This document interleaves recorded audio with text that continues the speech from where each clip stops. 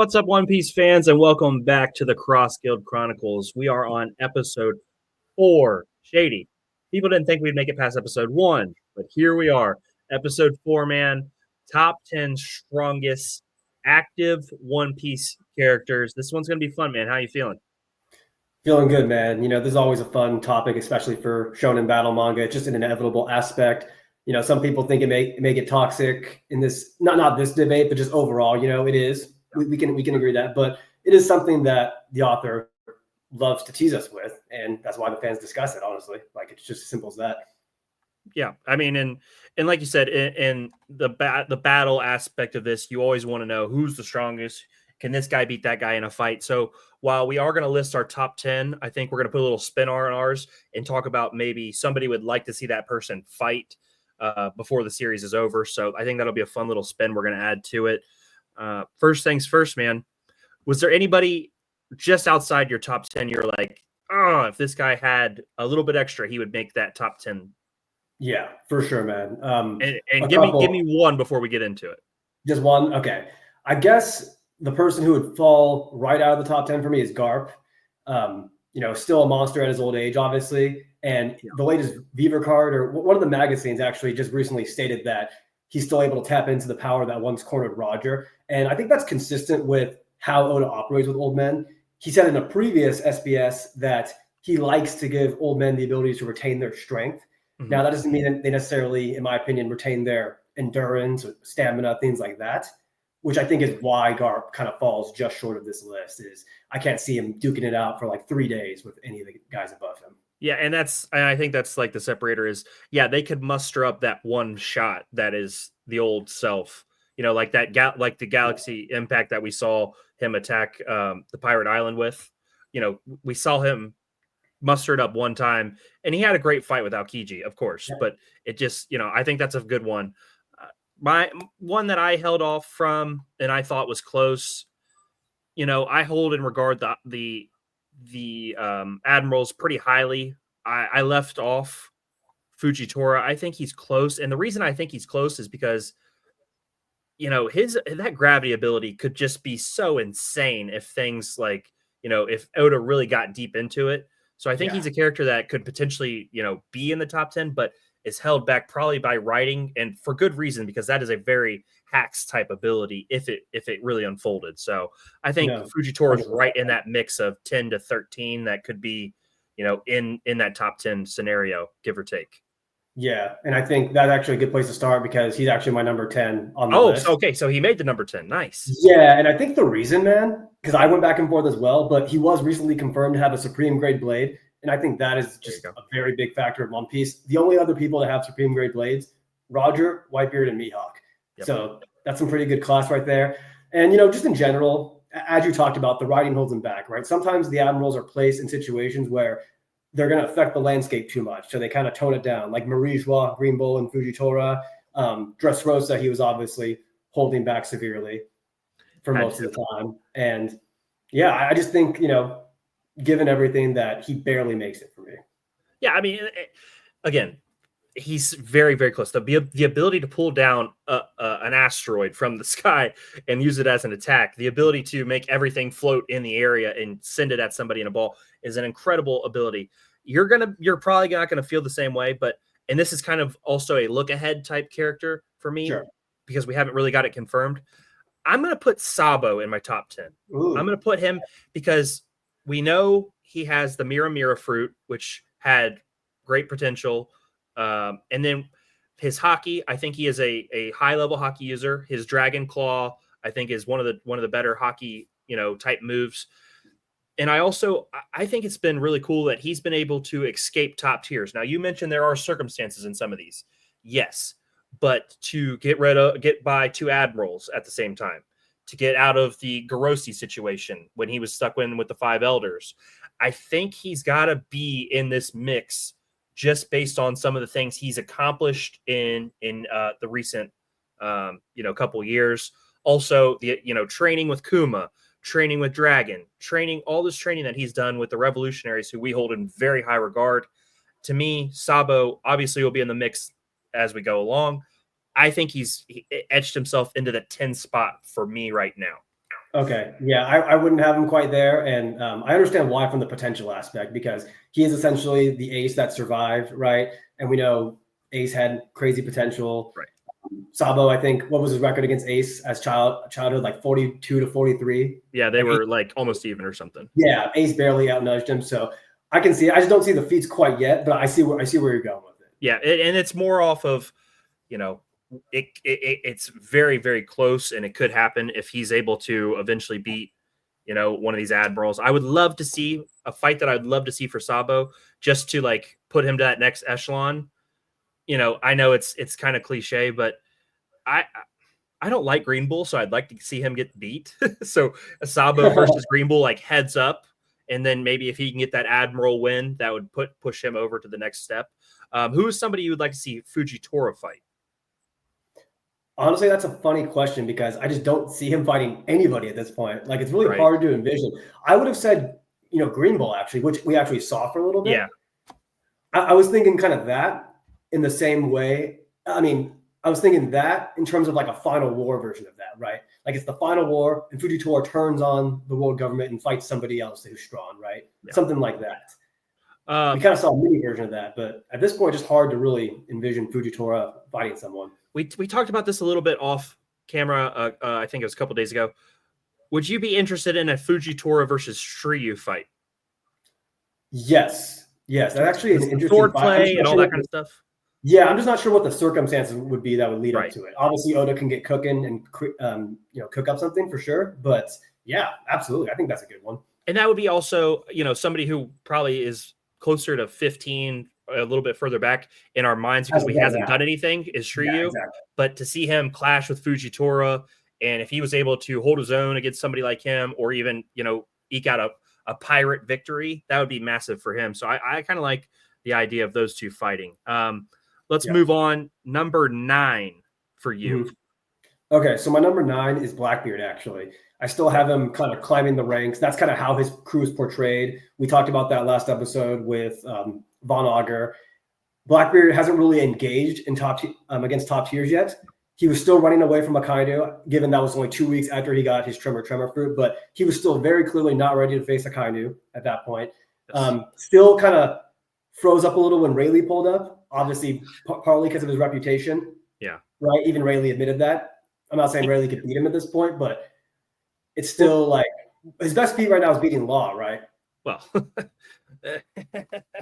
yeah. No, you're right. But Rayleigh did admit, though, after the fact that he thought Blackbeard would beat him at this point. Yes, he did. Blackbeard, obviously, very underhanded tactics, and he's only going to take fights that are a for sure thing. And that's why he pulled up with Law with 3 of his Titanic commanders also. I think it's fair that Blackbeard, really, we haven't seen him get anything done in that way. I probably have him a couple steps higher, but again, we are splitting hairs here. My number 9. Anyway, like I just want to say that for the record. Top tiers in One Piece seem to be portrayed very evenly, and the difference can be something very minimal. And if you think about it, we showed the panel last week. These guys are all the same guys that are vying for the One Piece, or going to be the players that settle who fights for the One Piece. So my number 9, and it's because we don't necessarily know. We have a good idea of what this guy can do. I'm going to put Figarland here. Okay. Because, again, we know he is a Holy Knight. We know he's done a lot. We're assuming he's going to be the top combatant of the Garossi going forward. And plus, given the regeneration, he very well could move up this list. But without having any extra background, I gotta put him in a spot where I feel it's safe. So I'm going to put him here with obviously the idea that he could be stronger going forward. Yeah, for sure. Just to touch up on that, I think it's very obvious he's portrayed as somebody who accomplished a lot in God Valley. Probably was able to scrap with the old heads we love so much, like Whitebeard and Roger. Not saying he could beat them, but hey, it's very possible that the guy Whitebeard was talking about when he feels the scar when he talked to Shanks. Remember that? It's very possible that is referring to Figarland if he looks exactly like Shanks. So, now, and like you said, he has regeneration. He can probably transform into some crazy creature. So it's not crazy to have him on this list. Nope. And then obviously the person I'd like to see him fight would be Shanks, because to me, that's the most interesting thing. You get the potential family feud. And I think that would be a fun fight to see where those guys end up. For you, Blackbeard, again, we haven't got to see him fight any of the top tiers. Is there a top tier you'd like to see him fight, or somebody that you think would be a nice notch on his resume? Yeah. So the obvious answer is Luffy, right? Oh, well, yeah. They're the inverses of each other. The two people who are trying to be the guy that Roger was waiting for, right? And Shanks is essentially the gatekeeper of that. So Shanks and Luffy are the obvious choices there, narratively speaking. Yeah, no, and just to piggyback, I would like to see the Shanks feud settled. Yeah. You don't just claw somebody's face up like that and not have something come back around for it. So I like both of those answers. Number 8, I'll go since you went for the first two. This is where I slide in Luffy, and we talked about this. Luffy has the most potential in, obviously, with his devil fruit and everything. He needs to obviously advance the stamina a little bit, advance his Conqueror's Haki. But the ability to bounce back, I know rubber, but the ability to come back and not give up, and as strong as he is with that never say die attitude, he's going to give anybody on this list a run. Yes. But once he adds in that stamina, once he adds in that Conqueror's Haki to the next level, again, he's going to be the Pirate King. That's where we're going. You know, if he dies dies right after, whatever happens. But to me, he ends up being the strongest that we've seen of this generation. I'm going to put him at 8 right now. Yeah, for sure. That's fair. And, for the reason you said, I actually don't have him on the list because I just, those stamina issues are a problem at this point. And that's how it should be, right? He shouldn't be able to just scrap or beat any top tier now just because he beat Kaido after Kaido went like rounds with everybody, right? Everybody, yeah. So there's a lot of growing for the main character. And maybe as soon as the power up he gets on Elbaf, he could get into that top 5. Like, who knows, right? Yeah. So I'm just in no hurry to put him high on the list. And with that, who do you have at 8 then? So 8, I have the guy that he most recently fought, and that's Kizaru. Pretty much confirmed to be the fastest character in the series after that SBS with the with the bull. Incredible. Like, how does Saturn, Frankie, and Sanji not notice you do that fast? Like, I would have liked to have. I honestly, I would have liked to had Sanji at least get a twinkling or something because of his. But what we can dive into that later. Continue. Yeah, no doubt. But Kizaru has really good portrayal even outside of that fight. I think when he said he was willing to go stop the Kaido and Big Mom alliance by himself, that was kind of like, whoa, like he wants all that smoke for real. And the panel of Luffy when Kizaru entered the island, he was like pretty shook, like even more so than Saturn, honestly, which I felt was kind of weird since Saturn has the menacing aura. But yeah, I mean, obviously we know the admirals are put in situations like Aokiji and Garp where their justice is being tested, right? They were wavering. Kizaru did not want to do this. So I think given all those factors, his performance against Luffy was pretty good in my opinion, given that context. So that's why I have him around the 8-ish spot. And I think that's a good spot for him. Kizaru, is there anybody you'd like to see him fight? Yeah, so I've loved the Zoro versus Kizaru matchup, which is kind of probably something most people don't really anticipate at this point, but I've always liked Kizaru's right hand man dynamic with Akainu. I feel like they kind of give off that vibe, and it's no coincidence that Kizaru, all of his major interactions are with those right hand men, like Marco clashes Marineford, Ben Beckman, Rayleigh. He fought Rayleigh with the white sword. So I actually like the Zoro fight, but I don't actually see it happening anymore given the events on Egghead. But it's still something I'd like to see. And that's a really fun fight. For me, I would like to see. I would have liked to actually just see how it played out with Ben Beckman, because we believe that Ben Beckman's YC1 of all the YCs. He's the number one guy. So I would like to see how close he is to the actual admirals in a real fight. Obviously that time's probably come and gone, but Kizaru's attitude towards things. Oh, like he's aiming at me and that kind of stuff always plays into stuff. And like you said, his interactions with Right Hand Man have been very good. So I thought that a Zoro fight would have been really fun. Not number 7, but unlikely in my opinion. Yeah, it just doesn't know. I don't know how they match up at this point. Given where we're headed. My number 7, Shady. I'm gonna actually put Blackbeard here. Okay.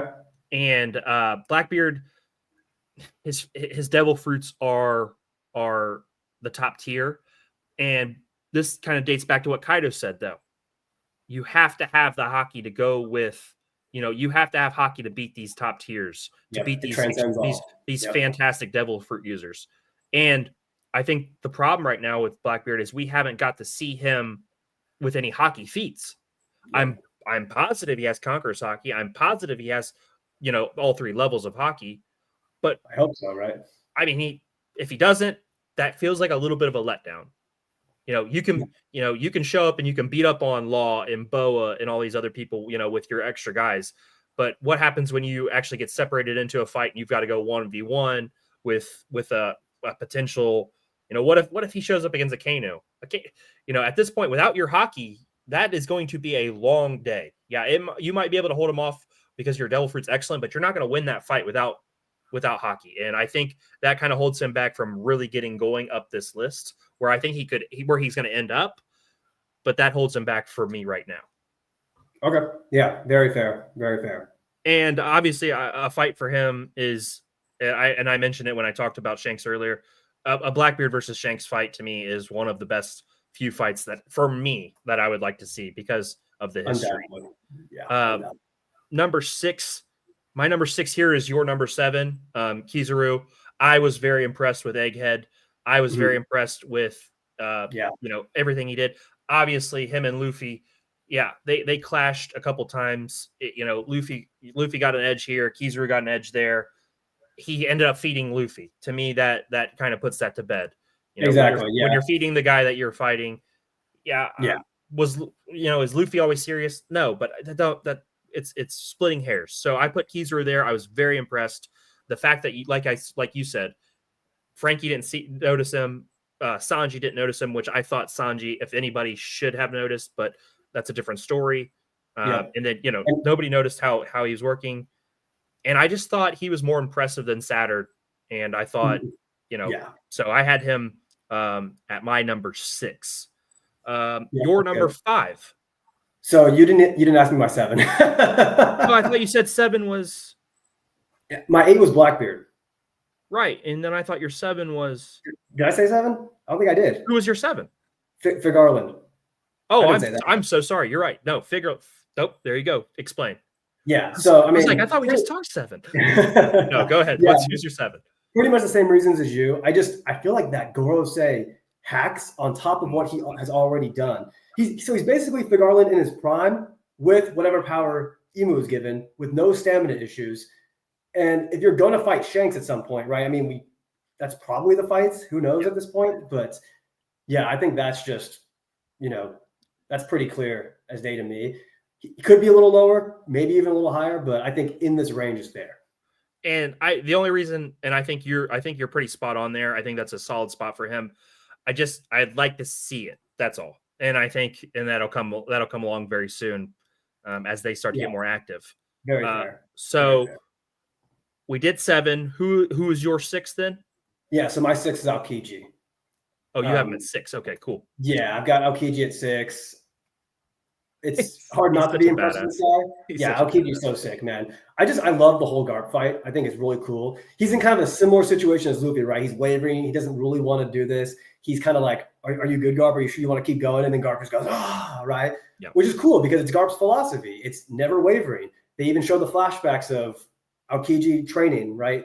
Growing in physical strength just like Garp. But, aside from that, if you're able to fight with Akainu for 10 days, you're an absolute dog. If you're able to change the landscape, which is presumably the Logia awakening that we've all been waiting for, right, to be officially revealed, you're an absolute dog.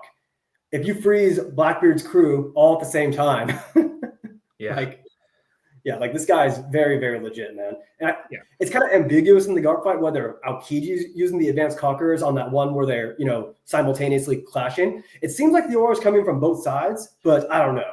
Honestly, and I think that's kind of the problem is, now, with the animation, how far it's gotten, and that's a great animated fight. That entire thing is beautiful, but you get so much energy popping off. You don't get to really tell. And in the manga, I couldn't tell either. So I wouldn't have an issue with him having it.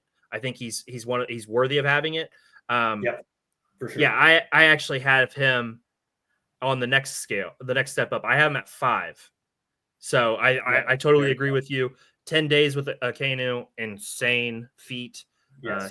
He has the win over Garp in a tough battle that took more than just physical strength. Yes. And like you said, there was nobody in the Blackbeard Pirates that had a chance out. And Blackbeard right now, without, like we talked about, hockey, probably doesn't have a chance right now until we see it. Yeah. I think Aokiji is a incredibly difficult opponent for anybody. Right. Oh yeah, yeah. He's given anybody high on this list to run for their money, no doubt. Who is your number 5? Yep. So my number 5 is Dragon, and he's kind of in an interesting situation because he's the only character who doesn't have feats or statements. Right? Like some guys at least have statements, but he has nothing combat-wise. This guy's got nothing. But I think there's enough evidence in the series to make a logical prediction. Right? Obviously, we know that your lineage is important. He's literally a monkey D. Yep. Prime Garp is going toe-to-toe with Roger. Prime Luffy is going to be the Pirate King. So why would Dragon be way below those guys? He can't. It just can't. And his dream is arguably the most ambitious in the series, even above becoming the Pirate King. And that's taking down the world government. Obviously, the Pirate King, that kind of goes hand in hand because once you find the One Piece, you're going to be able to do it. But Dragon from the start has been just a complete reform of the political system. And Ivankov kind of comments on Luffy's willpower. I think it's during Impel Down. He says, like, this is the same willpower I saw with Dragon. Something along those lines. Maybe someone can correct me. But conquers hockey, and hockey in general is a manifestation of your willpower. So with somebody, if somebody has that grand of an ambition, why would his conquers hockey not be phenomenal too? And he might have the win Logia. So yeah. And I'm with you on Dragon. I actually have him as my number 4 for similar reasons. You know, it just has to be. If it's not, to me, it's one of the big letdowns because he just has to have it. He has, what is it? Probably, is it the second best lineage behind Ace, who died? I mean, Pirate King was his dad. I mean, I would assume this is the second best lineage. I'd say it's the first. If you have 3 people, that's fair. Yep, that is a generation. So yes, you know, maybe Figarland could slide and Shanks could slide in there somewhere, but you know, he to have that Monkey D name, it sets you apart. It has to, you know, if your dad is Garp, it just, and then for the reasons you said, that win Logia, which, you know, dating back to Logtown, it's got to happen. He's got to have something wild. So I'm very excited about Dragon. I have him at 4, and I believe his fight is against Emu for all the marbles. And you know, whoever helps join him in that fight, it'll be great. But that's got to be him. He's got to be the one. He's at least got to be the first one. I feel like I think Luffy is ultimately going to take Emu down, but I think Dragon is for sure getting the first crack at Emu, just given the whole situation. Yep, I'm with you there. Your number 4. Yes. My number 4 is the Magma Man, Akainu. And, you know, he could be number 2, honestly. I think he could be even above the next 2 guys we're going to mention, who should be pretty obvious at this point if you're following the list. It should be. But Akainu just has a bunch of statements, like, in every aspect, if you noticed it. Like, Oda used him as the, like, who finds the One Piece in a year? He's Oda's favorite character. Like, Yeah, I think so. I think he is. Honestly. He is Oda's favorite character for sure. And, you know, the Marineford feats are really good. You know, even after the Whitebeard fight, he takes on all the commanders. There's like a little panel saying like what Akainu's fighting the commanders while Sengoku's fighting Blackbeard. You know, what he did against Whitebeard, neither one of them had the upper hand, really. It was more so just like even clashes. Akainu got him off guard when Whitebeard had a heart attack, and then Whitebeard got him off guard when he killed Ace, and then Akainu returned the blow and ripped half his head off. Even Sengoku said like half your head's gone, and then Whitebeard kind of sent him into the ground. Yeah. So it was a great fight. Really good fights against Whitebeard. And, you know, obviously some people will talk about Whitebeard being nerfed and whatnot, and that's a whole other discussion. I think that in One Piece, it's pretty obvious that even if you get injured, like a squab stab or, you know, something, that you can maintain your AP, because we've seen it countless times. Like Zoro using Ashura when all his bones are broken. Luffy and Katakuri are both stabbed, and yet they're using their most powerful haki of the match towards the end. So for sure, I don't think AP is really impacted by injuries, at least the way One Piece does it. So I think, you know, there's just a lot of reasons to put Akainu in the top 5. Yeah, no, I'm 100% with you. I actually took it a step further than you did, and we'll get into that shortly. Again, like you said, Oda's favorite character. It's got to be Yeah. My number 3. Yep. I decided to cheat. Okay. I'm putting Shanks and Mihawk together at the 3rd spot. Again, Okay. there are a lot of ways we can go about this. Yes. I just believe that the greatest rivals are on the same tier. They are neck and neck. If you want to go Mihawk, fantastic, because I don't care if he's stronger, because I would be super happy either way. If Shanks somehow is a little bit stronger, fantastic. I would be happy with either guy being a little bit better than the other. And I think it's something that you harp on. The observation feat of Mihawk has to be extremely high. When Shanks and him talk, when Luffy first gets his bounty, Mihawk isn't willing. He doesn't want to fight him because of the arm. That could mean something. It could not. It could just be best buddies ripping each other. There's, again, it probably has a more meaning to it. I have them as close as you can possibly be. Again, if you have Mihawk higher, great. If you have Shanks a little bit higher, awesome. Mihawk has the Black Blade. Shanks has the OP Conqueror's Haki. Until we see Mihawk do it, I'm sure Mihawk has it. I'm going to use that as a defining factor. They are my 3. I'm good either way. I love them both. I'm excited for both of them. I hope big things come from both of them. Yep, very fair. And before I get into my 3, I just want to say I think that Akainu's fights obviously are either against Sabo or Luffy. We kind of forgot to mention that. Yeah, no, but, that's great. I like Luffy versus Akainu because I think thematically it's very cool to see absolute justice against absolute freedom. I think that'd be fantastic. But I can't deny that Sabo probably has validity in this discussion just because he's got to get that back race. He's got to get it back race.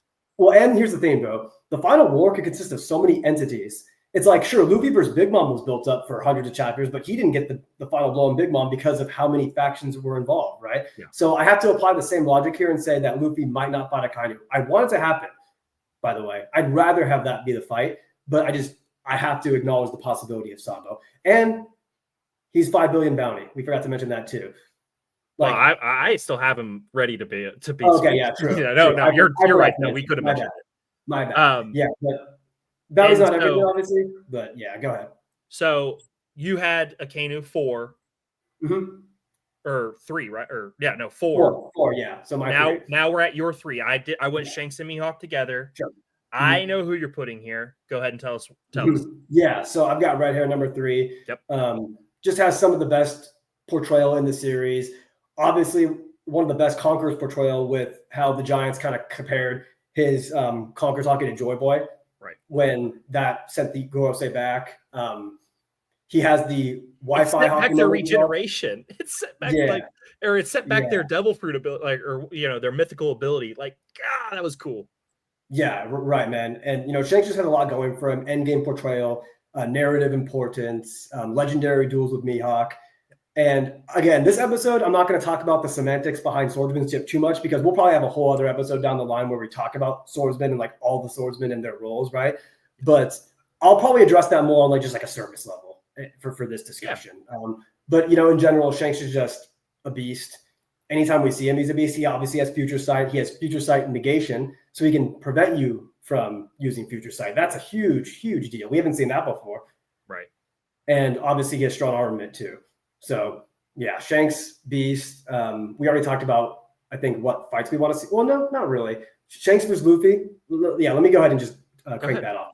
Shanks versus Luffy. Shanks versus Mihawk in a flashback. I think that's just important for fleshing out their characters. We need to see how that came about, right? Obviously, we don't need to see it in the present day, but a flashback of that would be phenomenal. Shanks versus Figarland. Pretty self-explanatory. We went over that. Shanks versus Blackbeard. We kind of went over that too, right? Shanks is the gatekeeper of Roger's will, and you have two parties fighting for the inheritor of Roger's will, and that's Blackbeard and Luffy. So Luffy, Shanks, I think, needs to fight both. Yeah, I'm with you. I think those are good choices. And before you get into Mihawk, I would say I would like to see Mihawk. I know that this used to be a theory. It doesn't need to happen that the way I used to say it, just kind of to get pick at you guys. But I would like to see Mihawk fight Shiryu just to see where Shiryu's at in comparison to the top tiers. And then obviously Zoro versus Mihawk is something that we needed to see That's ran back. And I know that's going to be part of your, but we've got to see just how far this Zoro's really come. That's an important fight for me. But number 2, tell us about Mihawk. Yeah, so I think Mihawk has a ton going for him, just like Shanks does. Obviously, I think he's stronger for a couple reasons.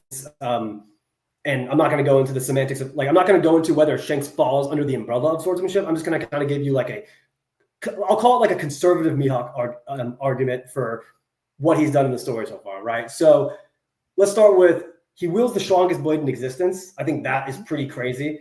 So it's even stronger than Whitebeard's Becento, stronger than Ace, which is Roger's sword, and it's forged black, which is one of the craziest accomplishments we've seen in the series, and we know is combat related.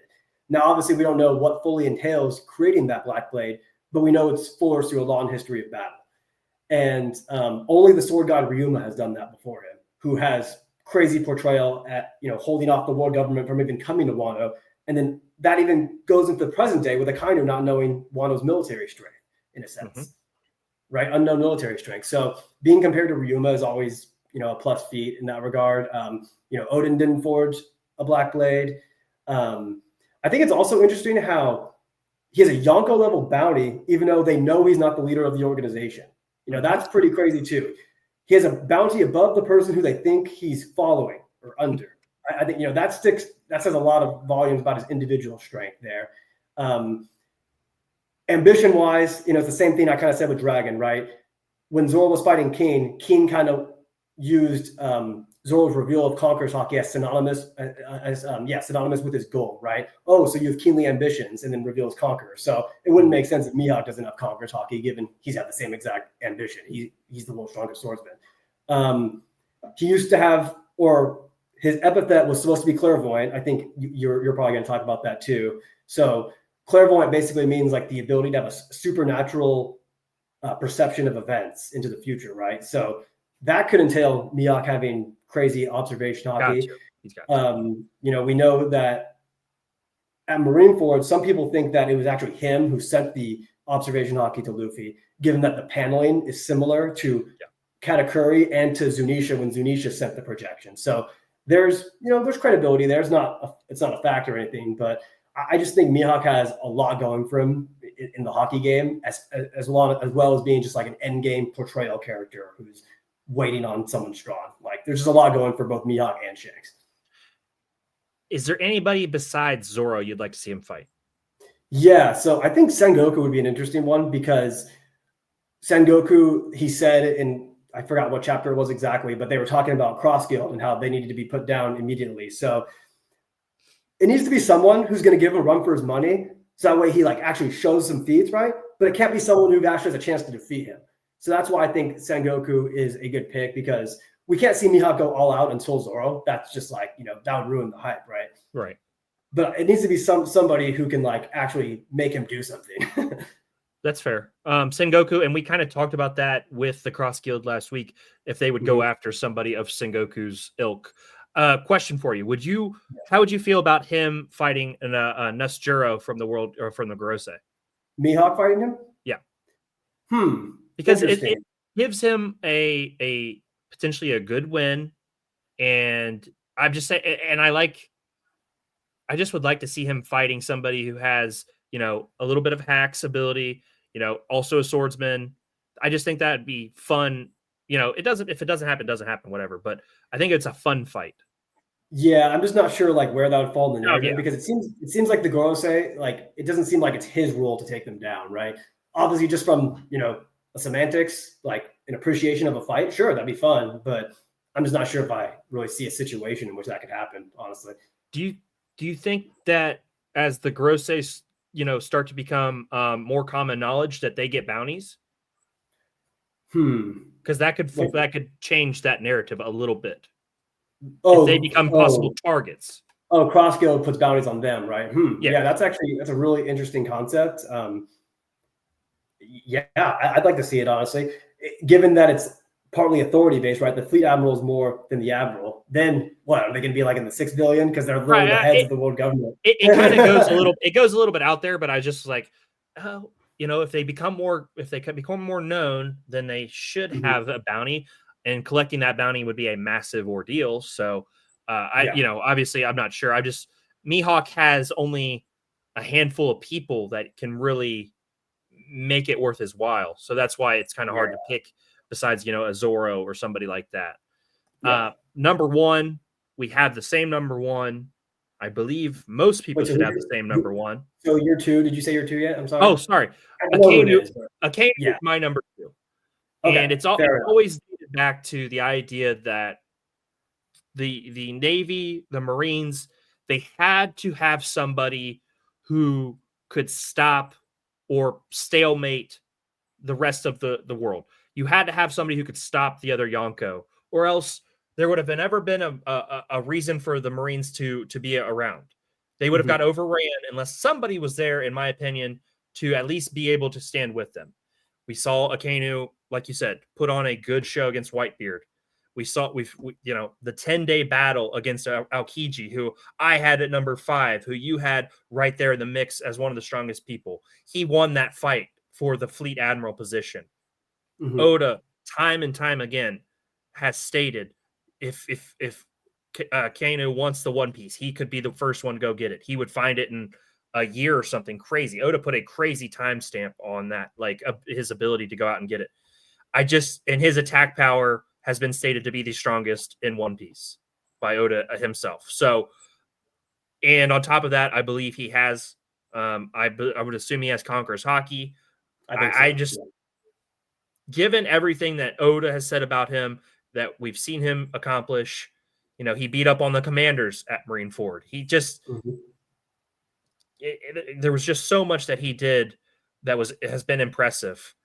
Yeah. I have him at number 2, slightly above Mihawk and Shanks. Slightly. Yeah, and that's completely fair. I could totally see that flipping on my list, honestly, if we learn some information down the line or something like that. Especially if he fights endgame Luffy, it'd be pretty hard to deny him being toward the top like that. And I always think back to I always wanted to see this, and it's not probably going to ever happen, but that punch that he throws that Shanks stops with his sword, I would absolutely love to see those two go at it in an open field, and I would absolutely love to see them to just get after it in a fight. So while that fight is not realistic, I would assume Sabo Luffy is more realistic. Shanks versus Akainu would be fun as hell, man. Number 2, that was my number 2. Yep. Your number 2 is Mihawk. Yes. Number 1, Emu is the number 1. Should be pretty obvious.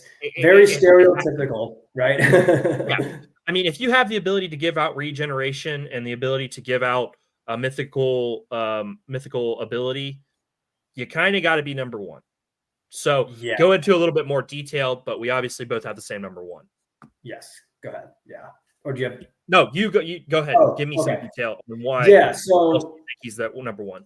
So first of all, just from a common sense perspective, if you have 5 subordinates who are that strong, it's how are you not just that much stronger, right? Especially like you said, you're granting he, she, whatever is granting that immortality ability. So obviously Emu has something that nobody else has in the series, knows things that nobody else knows, and is just very stereotypically structured as that endgame shonen antagonist, right? It's it's Madara with the 10 tails. It's you watch in Bleach at the end, right? This is Emu. That's what Emu is. And whether people like that or not, whatever. That's just how shonen is written.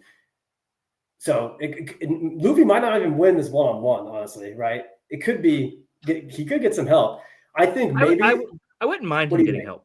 I wouldn't mind him getting help because in Rogers and theirs time, the big bad was the Rocks, and he got help from Garp.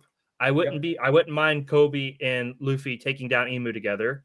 I don't think that's an issue at all.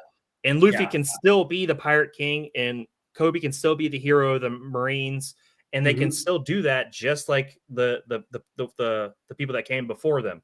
I think 100%. That completely lines up and makes a lot of sense. Yep. And to me, while I do think Emu and Dragon is a fun fight, the end fight is probably Luffy and Kobe teaming up to take him down. Yep. I completely agree. I want to see Dragon go off in that fight for sure. I just don't really see a scenario where he actually wins that fight. And how do you feel about Emu reacting to Joy Boy's hockey, looking kind of shook by it? I think some people are blowing that a little out of proportion. I think it's more so he's not shook from the power per se. I think he's shook from the fact that he senses that it's Joy Boy's hockey. Like, why am I feeling Joy Boy's hockey right now?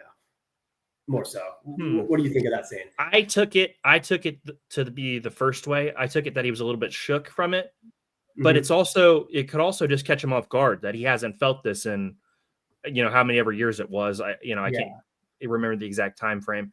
I could see what you mean though. Like, why is his hockey still here? But I also think Joy Boy was probably just that strong too. That too. Yeah, for sure. That's kind of I don't think it's wrong either way. I just think, he was the GOAT of the time. So I think he could just be that strong. Yeah, it'll be interesting to see how his crew failed him per se, because a lot of the series is the companions of Joy Boy seem to be sorry for something. Right. So we'll see how Joy Boy and his presumed pirate crew failed against the 20 Kingdoms, right? And how Lily was the traitor who allowed the poneglyphs to get into the world and essentially give the next generation the answers for why things are the way they are. Yeah, no, it's the reveal on all that stuff is going to be, there's going to be so many chapters of just wealth of information where we may not get any actual action, but there's going to be so much background that's going to be so important going forward. Perfectly fine by me. And also, man, I just want to say, I hope my list changes. I think that's the beauty of Battle Shonen is making rankings and then an arc later, wow, I fucked that one up. Let me switch this around. I think it's funny when that happens. Obviously, as long as there's no narrative contradictions that leave these characters, leave us wanting more from these characters. As long as there's none of that, right? I just want to get everything out of these characters. And that's a great way to say it. And that's a fantastic way to say it. You got in the current landscape, we have an idea who the players are, but we have no idea how this ends up. And I think these lists can be fluid. I think, you can have your mind changed after a fight or something happens. And I like that. And that's kind of, I put some guys with some potential on my list. I put a Sabo, I put a Luffy who have incredible potential. I like that you went your direction. And I like that because there's different ways to interpret things. There's different ways to view things. And I think what you said is really spot on.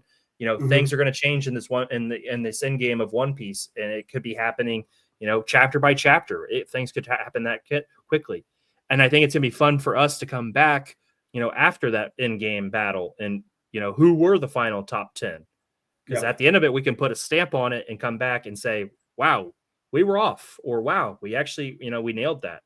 And that's going to be really fun. And that's what's fun about these top 10 lists. It doesn't always have to be slandering your favorite guy. It doesn't have to be, oh, Mihawk's the greatest. Oh, Shanks is the greatest. You're the word. It doesn't have to be like that. It can be, I believe this guy's number one for this, and this. Okay. I until I see that, and that, I'm going to hold off. And I think we did a good job with that. Yeah. Hey man, we went 43 minutes tonight. I had a great time. We're going to put out the show obviously tomorrow. Shout out to everybody who's subscribed to the channel. Shout out to everybody who follows us on TikTok and watches all the clips. It means a lot to us. We're going to keep it going. We'll be back next week. Shady, any last words before we get out of here today?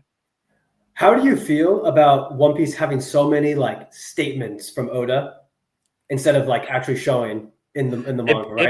It bothers me. It bothers me too sometimes, but I also understand the scale and how long the series is. So sometimes you're not going to want to fit everything, but it's it's a lot of work. What he's created is a massive, massive creation. Yeah. And yes, it can't all fit in, but man, there are some important things that we have to read somewhere else. Like Zoro's backstory, right? Exactly. Zoro's parents and stuff. It's what? And some of that just is man, we could have dropped 3 jokes and put that in there and it would have been fine. Again, man. This is a massive undertaking, but we miss out on some good information for sometimes some stupid stuff. But that's what's made Oda great. That's what people have fallen in love with Oda for those reasons.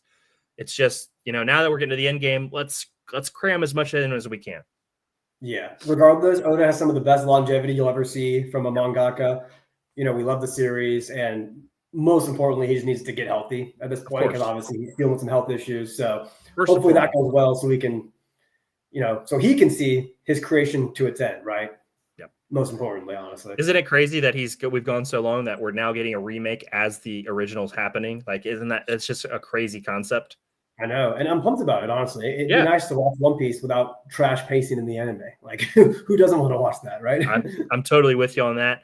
Shady, it's been a lot of fun, man. I appreciate you as always. Guys, this has been our top 10 strongest active One Piece characters. If you enjoy the show, hit that subscribe button. We're at 35. Our next goal is to get to 50. Thank you guys so much for checking out the show. We will see you guys next